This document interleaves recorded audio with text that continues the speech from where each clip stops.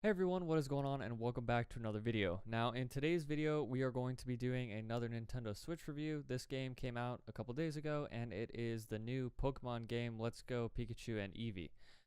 Now personally I picked up the Pokemon Let's Go Pikachu version, however they pretty much are the same except obviously the starting Pokemon that you get.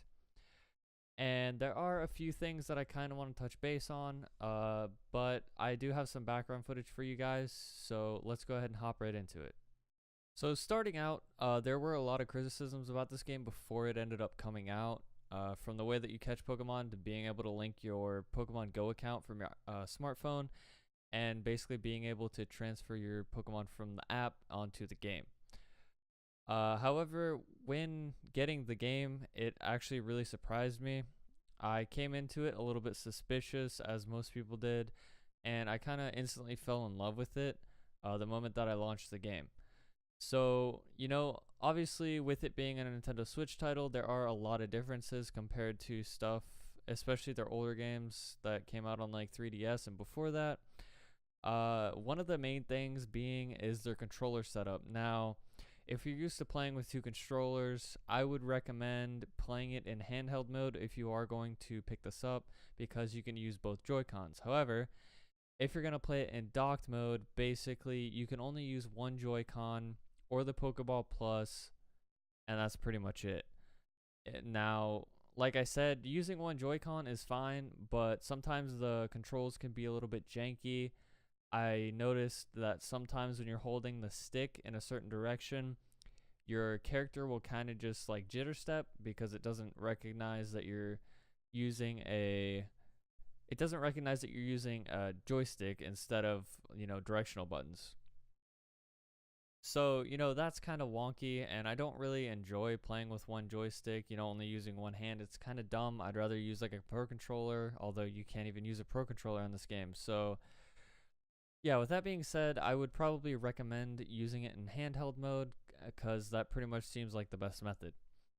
Now, from the difference from how the old games were is the capturing methods on how to capture Pokemon. Now, a lot of people had the issue with, it being like Pokemon Go, to where if you were playing it in docked mode, you would have to use one of the Joy-Cons to basically throw a Pokeball, like in Pokemon Go. It can be very, very tedious, and I kind of see it as their workaround for a newer audience. It doesn't take a whole lot of skill to do this. It's very RNG.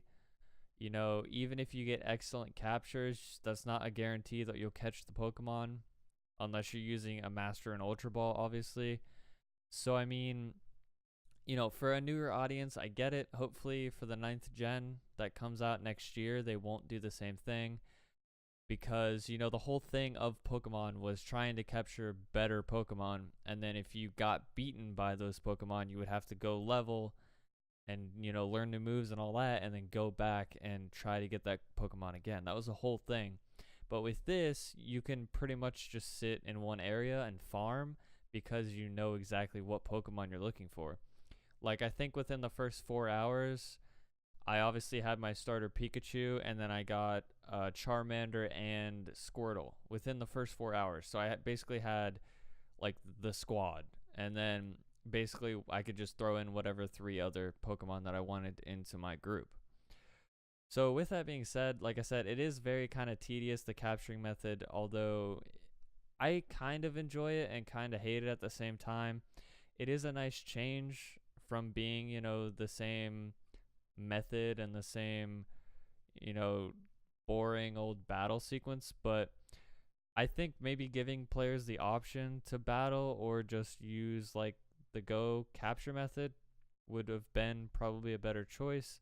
But I'm not developer, so I can't really make that decision. Um Now moving on to battling. Battling is pretty much the same as any Pokemon game.